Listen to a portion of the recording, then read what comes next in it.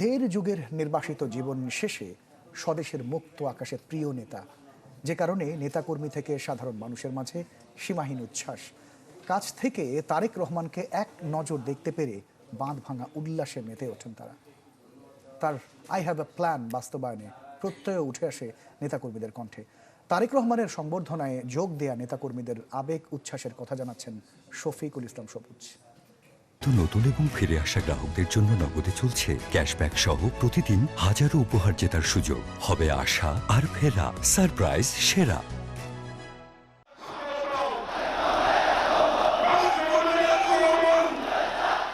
জনতার সমুদ্রে জননেতা,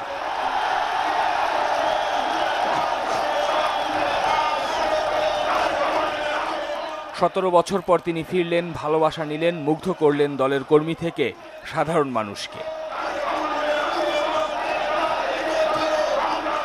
2008 সালে যখন এক ভিন্ন রাজনৈতিক প্রেক্ষাপটে সপরিবারে দেশ ছাড়তে বাধ্য হয়েছেন তারেক রহমান, তখন কে ভেবেছে এমন রাজস্বিক প্রত্যাবর্তন হবে বীরের বেশে নিজ দেশে, লক্ষ লক্ষ মানুষের উপস্থিতিতে, অকৃত্রিম ভালোবাসার শ্রদ্ধায়। বিকেল 3:30টার পর মানুষের স্রোত মারিয়ে তারেক রহমানের গাড়িবহর যখন গণসংবর্ধনা মঞ্চের কাছাকাছি, তখন উৎসুক মানুষ নেতাকর্মীদের বাঁধ ভাঙা জোয়ার। প্রিয় নেতাকে একটিবার দেখবেন বলে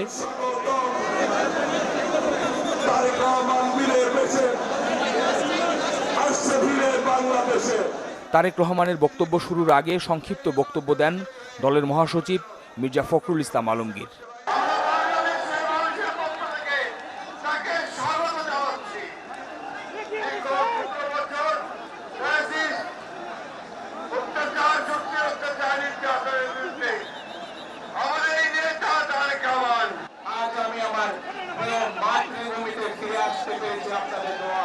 দলের ভারপ্রাপ্ত চেয়ারম্যানের বক্তব্যে আশার সঞ্চার হয় বিএনপির তৃণমূলের নেতাকর্মীদের মনে প্রাণে।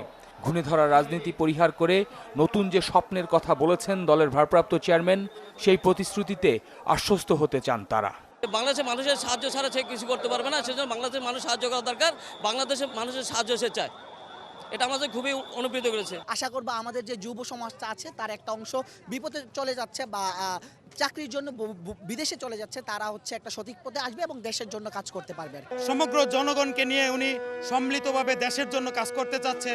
আমরা নতুন ভোটার হিসাবে তাকে আমরা সর্বোচ্চ সহযোগিতা করব এবং দেশের আপমার জনগণ তাকে সর্বোচ্চ সহযোগিতা করবে। ভীষণ আগ্রহ, উচ্ছ্বাস আর তারেক রহমানের মুখে নতুন বাংলাদেশ গড়ার পরিকল্পনা বাস্তবায়নের প্রত্যয়ে বিদায় নেন এত এত মানুষ, যারা এসেছেন শহর থেকে গ্রাম, দেশের কেন্দ্র থেকে প্রান্ত, সব শ্রেণী পেশার। ইতিহাস গড়লেন বিএনপির ভারপ্রাপ্ত চেয়ারম্যান তারেক রহমান।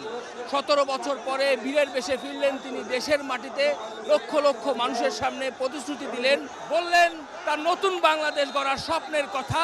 এখানে উপস্থিত এত এত মানুষ সবাই বলছেন তাদের নেতা যে প্রতিশ্রুতি দিয়েছেন সেই প্রতিশ্রুতি বাস্তবায়নে একসাথে থাকবেন সবাই। শফিকুল ইসলাম সবুজ, চ্যানেল 24, ঢাকা।